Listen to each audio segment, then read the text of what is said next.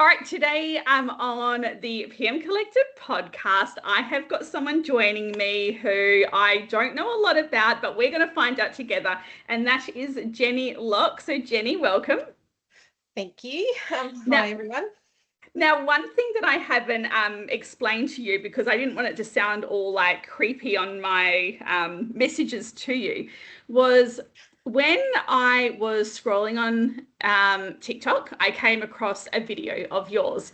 And I quite often, when I am looking for podcast guests, I sometimes just scroll through TikTok or Instagram to see who jumps out at me in terms of content because it's really interesting. I'm connected to so many people in property management, but when I actively go in to look for a property manager just by scrolling my feed, so not by searching, just by scrolling, it's actually not often that I come across someone.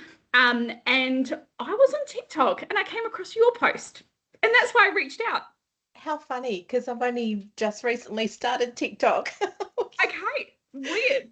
Yeah. And then I don't want to sound stalkerish. So then I saw you on TikTok and I reached out and you said, yes, you'd love to be a guest. So then I went to LinkedIn and you've got some posts on LinkedIn. So you have no idea what we're going to talk about today, but None. you trust me and we're gonna do this together. But the first, actually, first up, if you can just give a brief intro about, yourself, your career, and history, and where you are now. Okay, well, I started in Cairns, actually. So I was the Queensland PM, started, fell into it. And I started in reception, and then I was office manager at one point. I was an assistant at another point. And it wasn't long after I started there, actually, got diagnosed with stage 3 cancer. So that was one of the most supportive offices that I worked at. Still love them, still keep in contact as much as I can. But then once I got over my treatment and everything, I needed a change. And my partner, he wanted to come back to Melbourne. So we came to Victoria. Never lived here before, so I had to learn all new legislation, retrain, did that. And then I've been a PM and a senior PM, a team leader, a BDM, but at the moment I'm a senior PM. And which one's been your favorite role? Is it the actual property management or property manager? I think I love relationships. I do enjoy the BDM side of things, but I really love building strong relationships. Yeah. It's interesting that if you've been sort of in that position of management, there are definitely some people, obviously like yourself, that go sort of back into that senior PM role. And one of the ladies that's with me, she did exactly that. She sort of went in and sort of did, the head of department or more of a staff management, but has come back to the property management because that's where their skill set is, and that's like really that passion. So it's sounds like it's the same with you. I love helping people. So that's my biggest thing, whether it's a team member or whether it's a renter or an owner, I just love it. And how good as well, like I love property management from the point of view that it meets lots of different personality types, but also sort of what you've mentioned with moving from state to state, that you've been able to, get a refresher on legislation. But how lucky are we to be in a career that you can move around if you wished? Yeah, no, it's great. It'd be even better if the whole country had the same legislation. Do you know what? This is something that I've spoken about before. It drives me nuts why we don't have the same legislation. I mean, it's confusing for our investors that are becoming multiple landlords. I don't understand why logistically we can't just have the same. Yeah, I don't get it either. Like, like in Queensland when I was up there, it was, you know, 8 days in arrears and bang, you're hitting notice to vacate. Here in Victoria, it's like 15 days and you're sending out notice to vacates. And, and then people don't understand, landlords don't understand that we can't force tenants in Victoria, or not force, but we can't Yeah, literally, we can't force them to sign another lease agreement after the first one ends. And, Ah, they don't understand that if they've come from New South Wales or even in Queensland. yeah, When I first started in Queensland, we'd issue a notice to vacate with a lease renewal. And if they didn't sign the lease, well, then they moved out. yeah. Can't do that here. No, no. Yeah. Now I want to talk about the first thing that I loved about your profile, and I think more people should do it, is I love the fact that you went and got some professional branding images. Tell me about what made you go down that road, because it's something that I wish all property managers do. I actually agree. I was always too scared to do it. And look, directors don't encourage it either. No. It's all about sales. But I think we are consistently managing the biggest asset that they have, not only landlords, but for owners and directors. Why shouldn't we? Why shouldn't we get professional shots and why shouldn't we be promoting ourselves? Like it's going to help the agency. In fact, I reckon it'd be really good if directors, maybe 6 months in when probation's finished, said, great, you finished your probation. We're really happy with everything. Here, we're going to send you off and get a professional branding photo shoot. Yeah. Um, you know, get some props, do it all, have some fun, do it with someone, do it on your own. I actually did mine with a girlfriend of mine, Callista. Yeah. Yeah, excellent. Because I find that when people have got the professional branding shots, and when I say professional branding, what I'm referring to is not the headshots. We're talking about more what I would say lifestyle images. So they could be you having a drink, a cup of coffee, or walking somewhere, but definitely photos that have variety, standing up, sitting on a couch, Yeah. that style. And they make you feel a lot more comfortable about posting on social media. So it's 100% a benefit to the agency that you're working with. But it just helps when you are, doing, there's so many benefits. There's benefits of when, if you're doing a blog and you're doing a photo for that. If you are needing to do a post with text over the top, you wouldn't use a headshot, and a lot of people are less likely to want to use a personal photo as well because they try to keep it all separate. So this is the way that you can sort of balance it and do it. Now, when were yours done? November.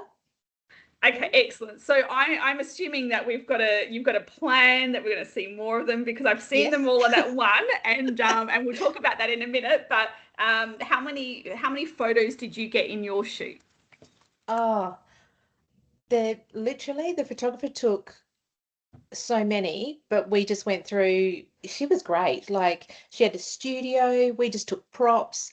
She took a lot of photos, but we went through and went, no, no, no. Yeah, And, we have separated some of the shots. And then yeah, I thought, you know what, I'm going to celebrate Callista because I love what she's doing. yeah, So I'm going to do a joint, like put a joint one up without separating us. yeah. And I swear my LinkedIn has blown up. My socials have all blown up. I'm getting people like coming in and wanting to connect with me, and it's been a real eye-opener. Like we should all be doing it. Isn't that incredible? Like that you've actually noticed a difference from using them. Yeah, well, I've only just started doing Yeah. it, and I've had over 40 people ask to connect with me on LinkedIn. Wow. I know, I know. I've had 500 views like on Instagram and Facebook and stuff like that. And I'm like, why haven't we been doing this earlier? Why have I been so afraid? There's nothing to be scared about. Yeah, no, 100%. That's an incredible case study for people to take from this. I'm actually just trying to find a post because I want to just talk about something, and it's a little bit where is it? It is a little bit more of a vulnerable post, but you've got it on your profile, so I want to sort of talk about it. And so am I scaring you now? No, No. I'm an open book. I'm just trying to find it so it's the right one, but there was a post and it was something about how you were hesitant to post, but your husband encouraged you to put it online and just, to be a support to you, to say, Jenny, you should be proud of this. You should be putting this and letting everyone know. Yeah. So why do we find that, and there are so many people that are in a similar boat where they don't post or share things that are so good? Like, I know that you've recently done was it your diploma that you've recently done? Yeah, I'm Yep. fully licensed. So Yeah, beautiful. So, why do people in general, particularly property managers, why do they feel like, why do they hold back from going and what was sort of going through your mind with the confidence of putting that online? And I only sort of, like I said, say it because I know that your post had said, my husband, told me that I should be celebrating it. So can you talk a bit through that a lot, because so many people are in the same boat? I think, like, you work hard, you go and do your license, and that's no small feat. It's quite full on. Um, and I got it, but I don't know, I didn't want to share it. I felt like, oh, who cares? Who'd want to know? Like, it's not, I'm putting myself out there. What if people then come back and say, oh, big deal, or whatever? But yeah, it was my husband that encouraged me. He said, you should be proud of that. Like, you've worked hard to achieve that. And it hasn't, like, it's been a long time coming. He said, get it up there, like, share the news. So I did. And the feedback was just so nice, like, really nice. And it gave me confidence, I guess, to start thinking about being a bit more active, on And socials. and doing it again. And I mean, I Yeah. can promise you no one would have posted and said, who cares? No, no, but these are the things that go on in your head, don't they? Yeah. That you sort of think, oh, no one cares about me. Like, I'm just a property manager. And you know what? I hate that. I hate that I'm just a property manager, Yeah.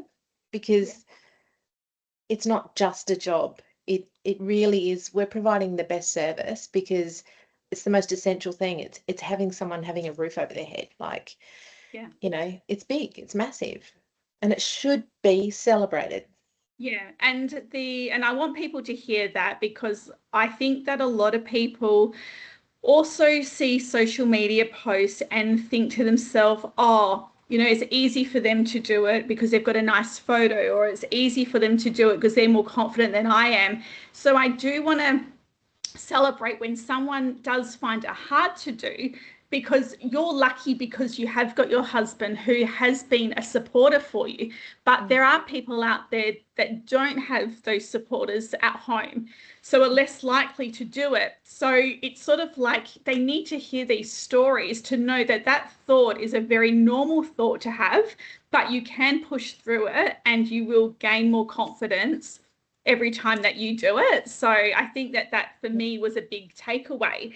But it was great that you actually shared that on the post as well. I'll Like, have to remember to be more vulnerable more often. but you know what? That's sort of what gets noticed as well. Yeah. And like that, and out of the post that you've done, that was the one that stuck with me, because and so it's just giving you that feedback that I really love that, because I am finding as well on social media, and it takes confidence to do it, but people really are paying for an opinion and for vulnerability and for that personality, because we are in a world where there's so much AI and playing it safe, and it's going to become more obvious, all of that. So the minute that there is someone that does showcase a personal experience, a personal story, or a personal opinion on something,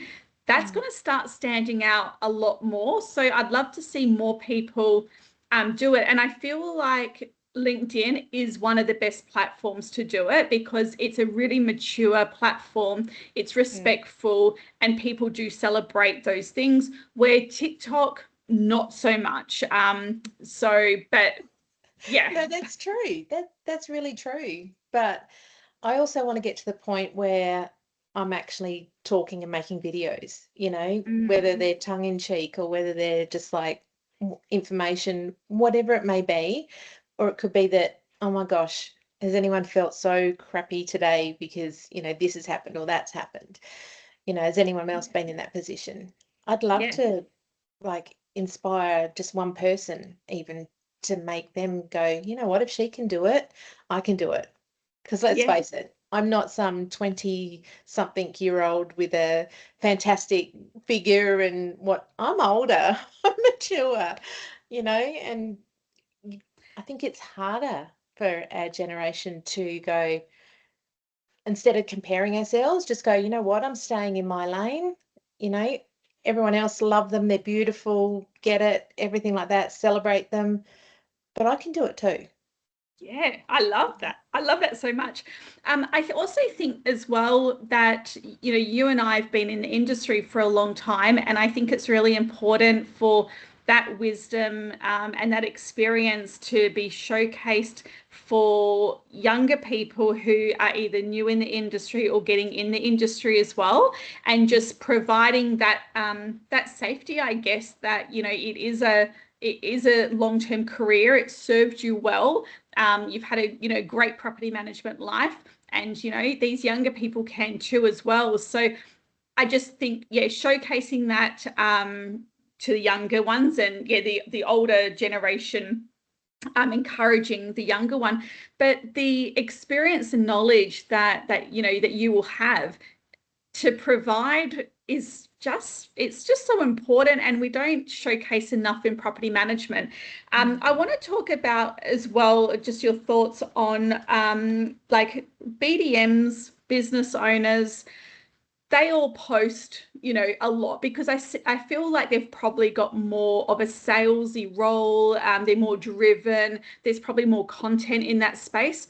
But property managers, including my own team, my property managers do not post. And I don't think it's for any other reason, but I just don't think they know what would a property manager post. So would you like to sort of maybe share, I don't know if you've got a plan or not, but a plan of like what you're thinking you might like to start posting this year, now that you are sort of going down the journey of being more active on socials? Yeah.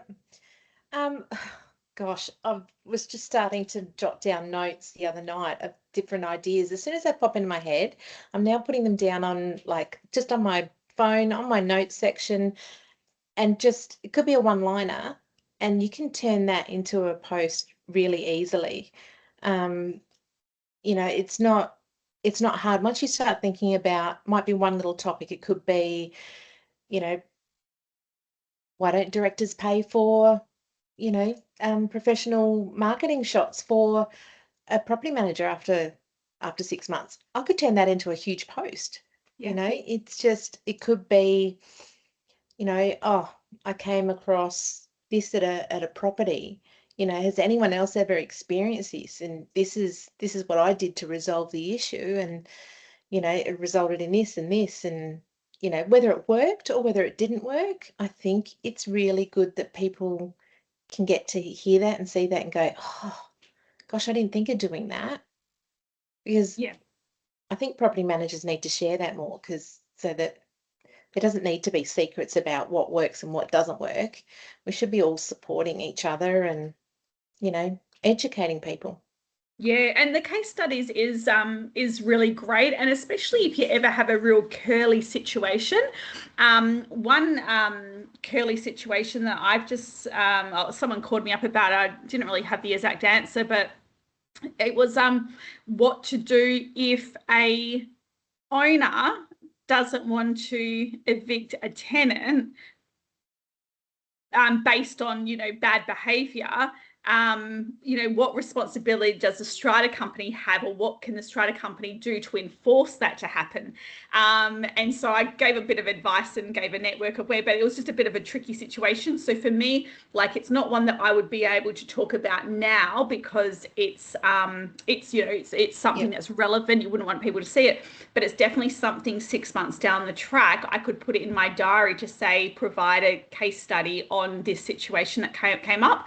Because that's probably the biggest thing that I'm finding. I hear from people is they say to me, if you talk about a situation, if you talk about a situation, aren't you worried that the person or the party to that situation sees your post? So, for example, you might have an owner call up and want to, I don't know, reduce fees or something like that, and you do a post about it, and people say, well, aren't you worried they're going to see that? The number one, I do it all the time, and I've never had any owners say, why did you post about that? Number two, I always recommend that it's done just a little bit after, and not maybe on the same day, is probably my recommendation. And the third thing I would say is doing a simple swap out of he and she. So it's still the same story. So if it was a male that you spoke to, but you said in the thing, she said da da da, it sort of throws people off. That would be my 3 tips. But I don't know if that's something that, that has, bothered you in the past or worried you. I definitely wouldn't talk about anything as it's happening. I think, that's not really giving out the vibe that you want, because it could be still emotional as well. You want to just be able to talk to people just like you and I are talking, but in words, or maybe it's a video or whatever. So it's relaxed, it's comfortable, you feel confident, you're not going to say the wrong thing, and you're just, going to share information, really. Yeah, that will help, information that will help someone else in a similar position. Can we have a quick chat about your current role in property management, and how you see it evolving in the future, the property management role? Or are you a property manager that loves to hold on to traditional methods? Just some thoughts and opinions around that. Yeah, I actually like change. I embrace change. Whether it be a new platform or a new program, I want to go and learn about it. And if it's going to be a benefit, going to make things easier, I'm all for it. I actually think our industry has been going through a lot of changes. And I feel like, well, I feel very aligned to like be posting more and doing all that sort of stuff, and becoming more of a voice and encouraging people. I love collaboration over competition, and I'm actually embracing that even more. And I think that's how we need to be. The industry needs to change and grow in that way, rather than going, oh, this is mine, I don't want to share, and what if they take one of our properties or anything like that. I think if someone is a better fit in the end for someone else, why would you want to hang on to that? Or I just think there's a whole shift happening. I call it peer-led learning, and I am very much an advocate on the peer-to-peer learning. And peer-to-peer learning is done through this podcast, where it is learning from other people in the same space. It's also learned through. Have you been to one of the coffee convos yet? No, I haven't. Need to put that on your list. Yeah, well, I'm on the northern western side of Melbourne. Okay. And I know that they've been probably more so on the other, but okay. Well, maybe you could start one for me if you'd like to be the host. We'll chat later about that. But through coffee conversations, I find that peer-to-peer learning is really relevant in that space. And what I feel is a bit of maybe not a trend, but I think it should be a trend, is more of those intimate groups. Because personally, like with the coffee catch-ups, there might be 3 people or 5 people. Sometimes there's 20 people. I have always got the most value when it's a smaller group of 5. 5 people for me is like ideal because it's enough intimacy to have really good conversations. It can be about products, it can be about reviews, it can be about case studies. And you really get to share and get support when that group size is generally under that 10, I'm finding. And I feel like we just learn so much from, like you said, from each other. So peer-to-peer learning, it costs you nothing.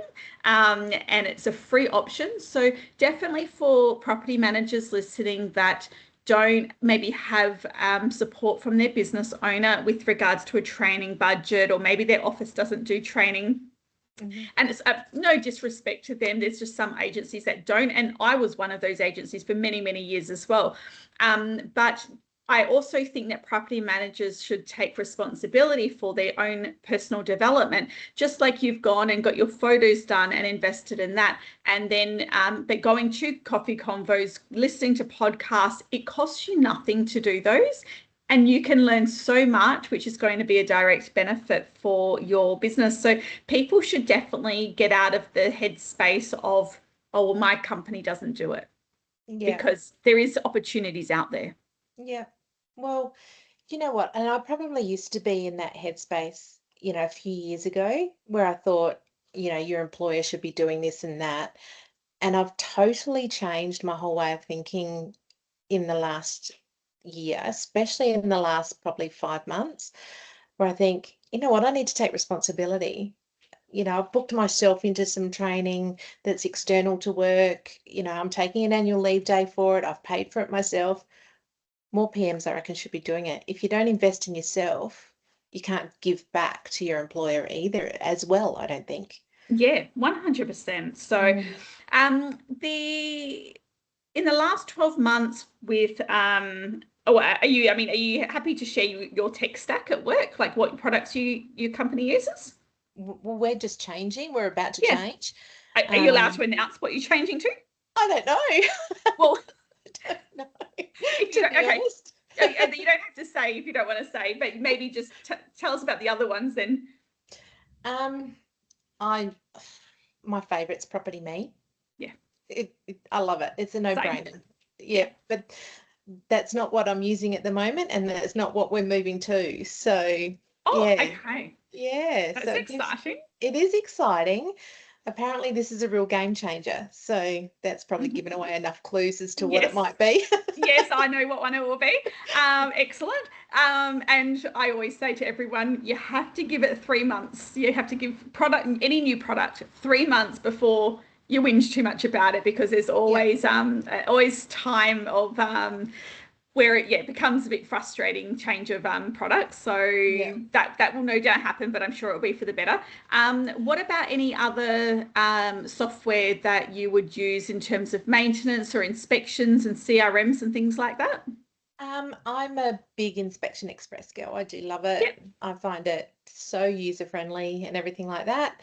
I would love to use Tarpy. I haven't used that one yet. But I've used something years ago in Queensland. I was in a very forward-thinking office there, and they used it was called Maintenance Manager back then. I don't know if loved it. It was great. It was it showed you exactly where everything was at.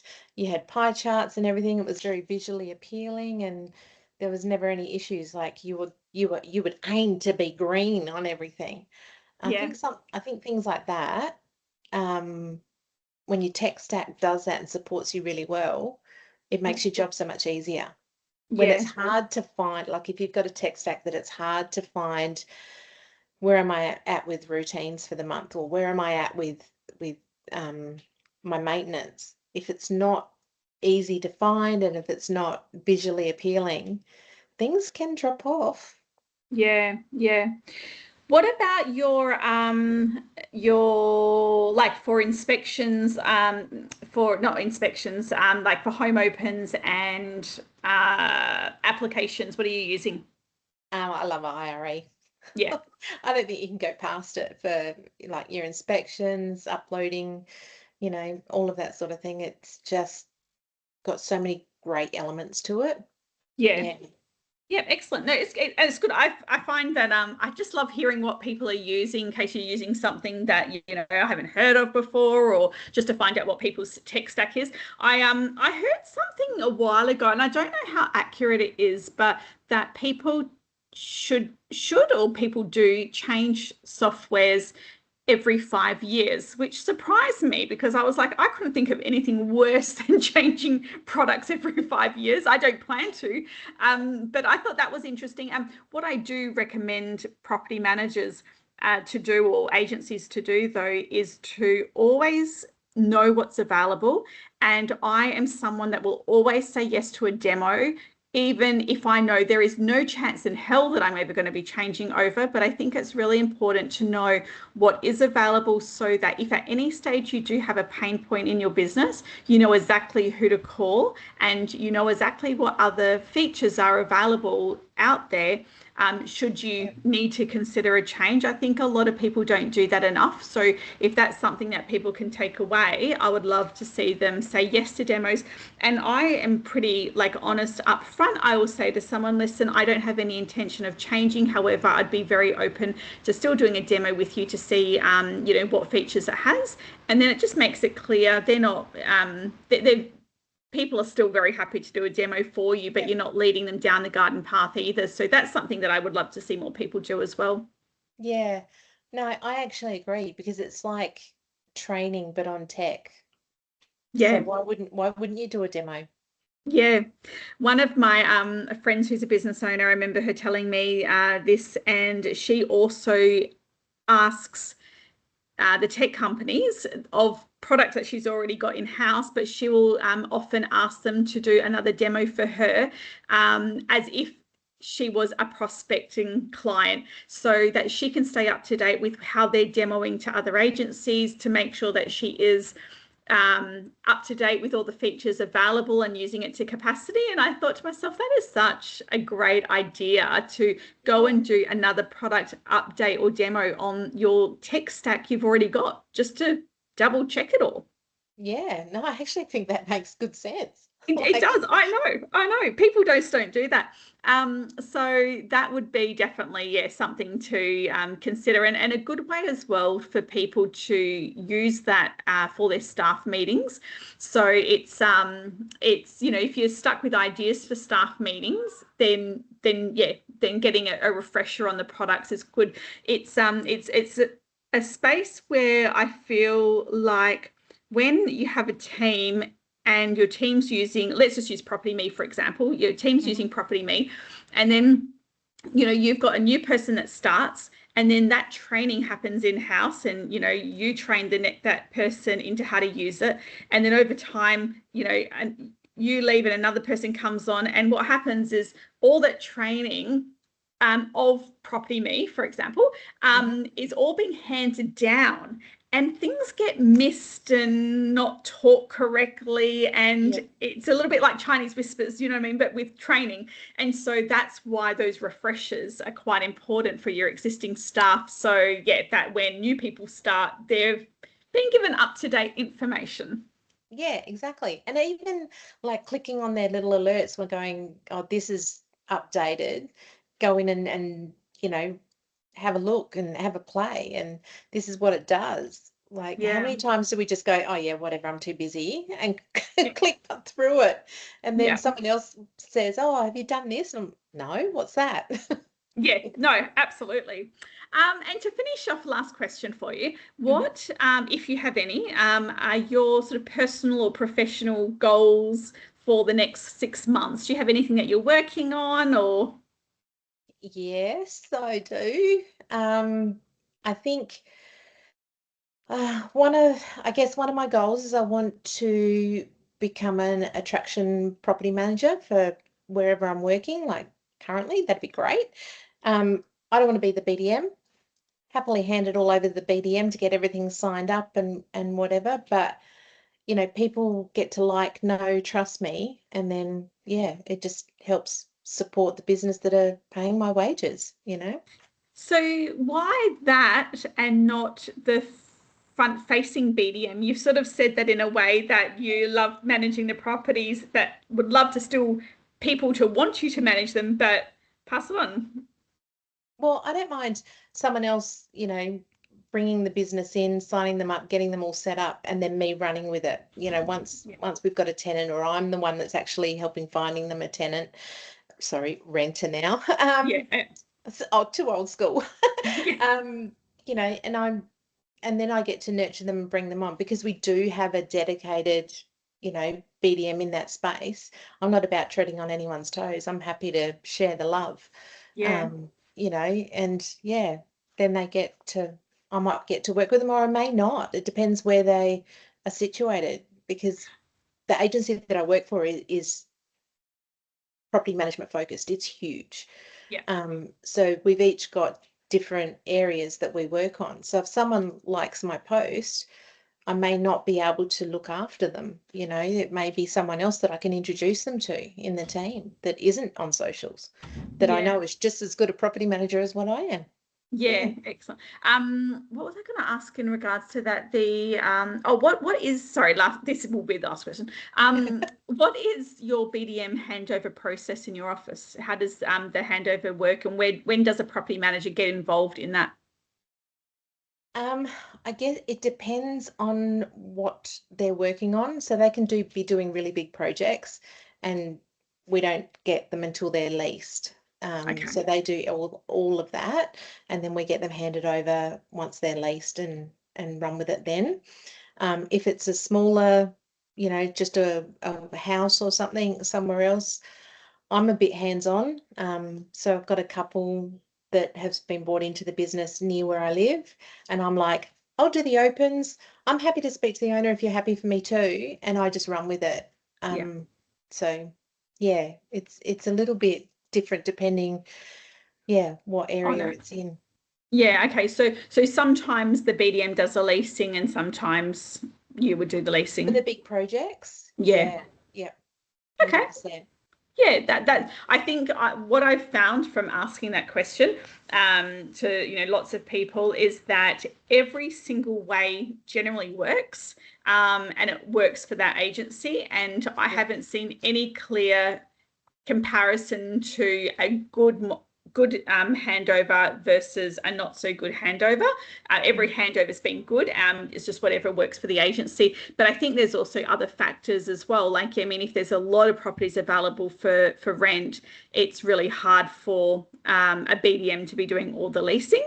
But there's also, like, with our office, there's a lot of trust. There would have to be a lot of trust with putting tenants in on behalf of a property manager as well, because I know that my team, they love doing their own leasing, and we don't even have a leasing consultant for that reason. They like to know exactly who's going in, meet with them beforehand, do the home opens. So that's what works for us. But it's really individual, isn't it? Like, I mean, I've done it from lots of different ways, so I just adapt.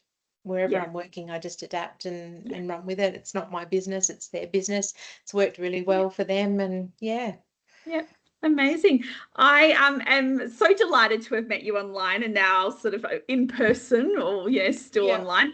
And I really, really do look forward to seeing all your posts and what you do with your social media. I am now a fan of Jenny, so I'll be making sure that I like all your posts every time I see them.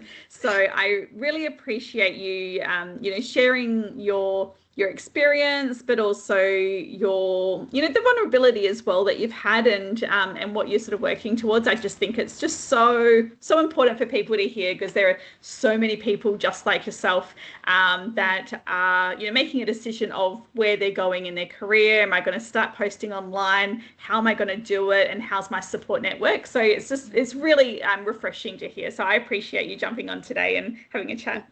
Something I didn't tell you, Ashley, is I actually nearly completely left the career. Left. I stepped out for a few months. So when I came back in around September-ish, I was too scared to jump into an office, so I just wanted to temp.